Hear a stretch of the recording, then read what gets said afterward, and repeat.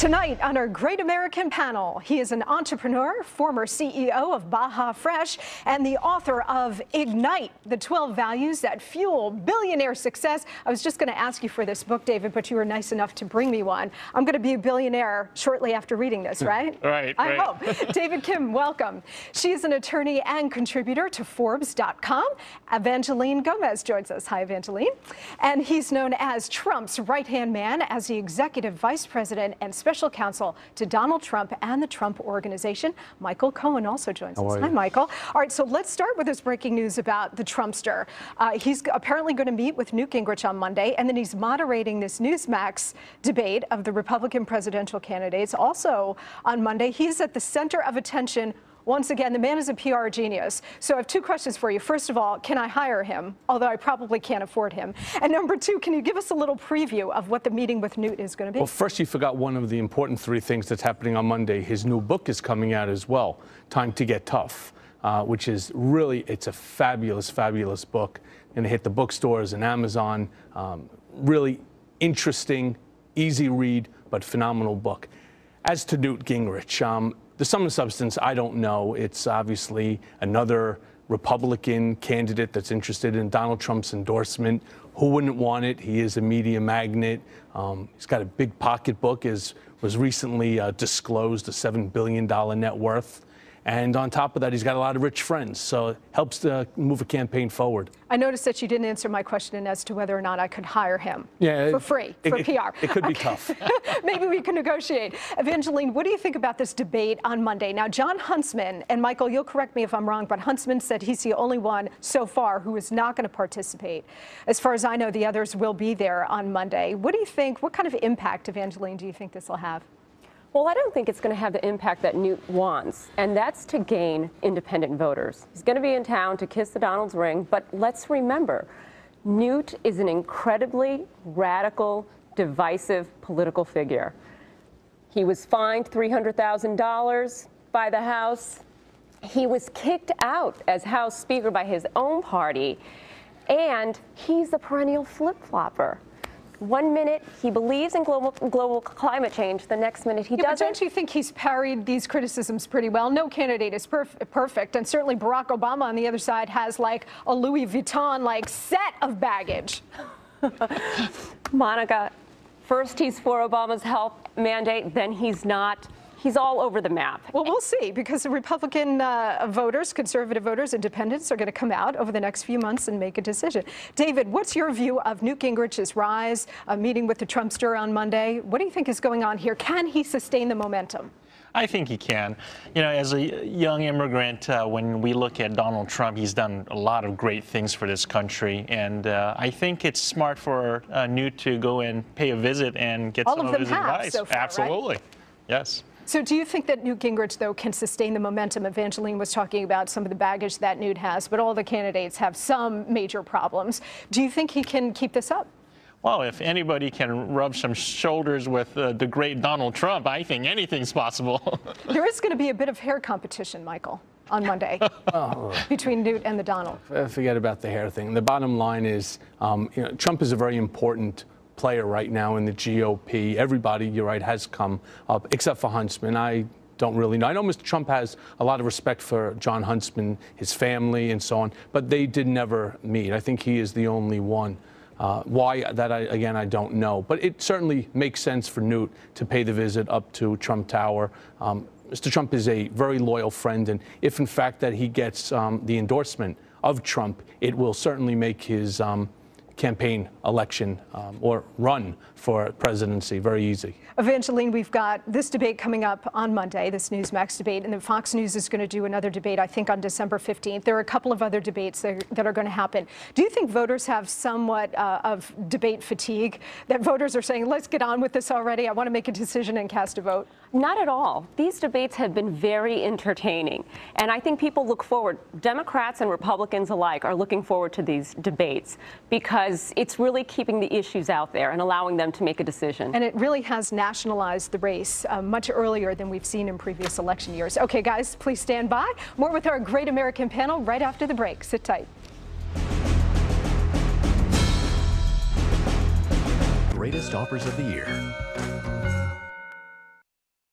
And we continue now with our great American panel. I just want to make a correction. The debate that Donald Trump is moderating is December 27th, December 27th. not on Monday. And okay. it's in Des Moines, Iowa. Okay, great.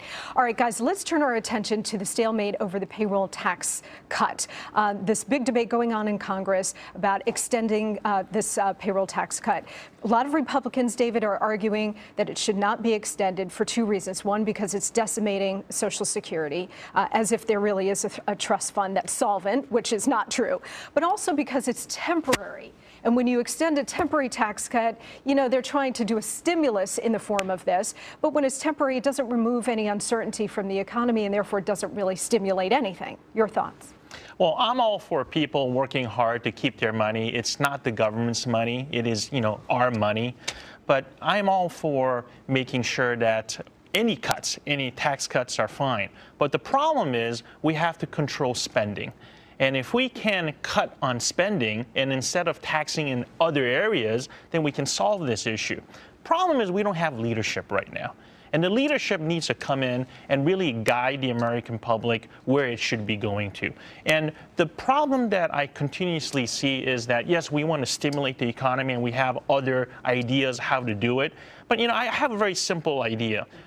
Why don't we shore up more of the banks and have the banks lend to small businesses, because small business, after all, is the foundation and the banks backbone. aren't loaning. Well, they're not loaning because they're getting so many pressures from the government, and the governments they're actually very scared that if they don't loan properly, they're going to be taken over by the government. Evangeline, you agree? The issue is that most American voters, Republicans and Democrats alike, and small business owners want an extension of the payroll tax cut. Republicans are treading some tough waters here. They're playing Russian roulette because if it doesn't pass, they're going to feel the heat come November. So don't you think, though, that the Republicans, if they were smart, and this is a big if, but if they were smart, that they would call the Democrats' bluff on this and say, okay, you want an extension of the payroll tax cut. Let's make it permanent. You say you want it, let's make it permanent, remove the uncertainty from the economy, and then put the Democrats in the box and force them to vote that down. As Moody's indicated, if we would not have had the payroll tax cut last year, we would have been in a deeper recession. Yeah, but this uncertainty. You know, I'm not buying it. The problem is Republicans and Democrats must get together and they have to make a deal. Something what Trump talks about all the time. They have to have leadership that could get them to negotiate, come to the table, and put together something that makes sense for the American people. Another thing Trump talks about a lot is, why are we constantly attacking and looting Social Security? What you should do is tax China.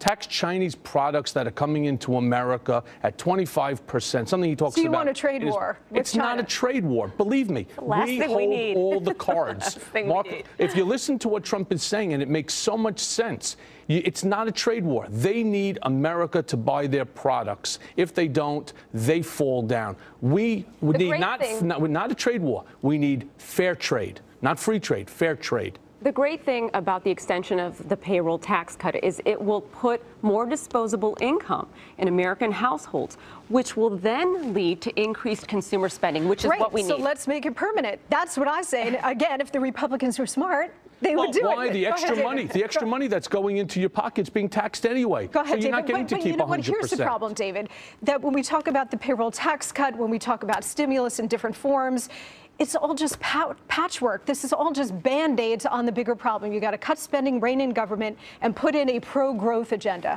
You know, the leadership does not want to deal with all these problems today, so they keep kicking that can down the road. And eventually, it's going to be our children that's going to have to be dealing with all these problems. So we really need somebody to come and say that, you know what, enough is enough. We can't keep printing our problems and printing money to get out of these problems. And the thing is, nobody wants to talk about these spending cuts. Everybody wants to just keep printing here, and we're going to eventually run into problems. Well, we're seeing that in Western Europe now with this huge sovereign debt implosion. You cannot continue going on like that. And when the United States implodes, it's going to make what's happening in Western Europe look like child's play. I don't think we're going to have that problem here in this country. What's interesting is when Bush made his first tax cuts, You didn't hear the Republicans saying, where are we going to get the money for these tax cuts, and we need to cut spending here and there. Now it becomes an issue. When it comes to working and middle-class families, it now becomes an issue of we need to cut spending. Well, we do need to cut spending because we just hit $15 trillion. And where do they want to cut spending from? They want to cut spending from the defense. The one thing in this world right now that's totally uncertain is our security. And that's the one thing that they want to attack again. I don't understand this president. I don't understand our leaders. They're not leading. What they're doing is they're doing exactly what David said. They're kicking the can. Here's the problem. There's a wall now, and they can't hit the wall. And it's our children and our grandchildren that are really going to suffer. Go ahead, David. You know, they have to have the conviction. If they love America, they should really make that hard decision, not for a selfish reason, but for the next generation. And I think both parties are going to do that by the end of December. Are you holding your breath on that, Evangeline? I'm not. I'm confident it's going to happen. We'll see about that. Just very quickly, the other big debate that's in front of the Congress right now is the debate over extending unemployment benefits. Yet again, we got this unemployment picture today, sort of a mixed bag, a lowering of the formal unemployment rate, but still so many people are dropping out. What kind of pressure do you think is going to be on Congress to extend unemployment benefits again, David? Well, again, you know, we're becoming a state of entitlements, and that's becoming an issue here. And at what point do we say, when do we stop? That's it. And at a certain point, we do have to stop that. That's exactly the question. David, Evangeline, Michael, thank you so much. Guys, thank you so much. Thank you. Thank you very much. And that's all the time we've got left this evening. Sean is back on Monday. Thank you so much for being with us. Have a good night.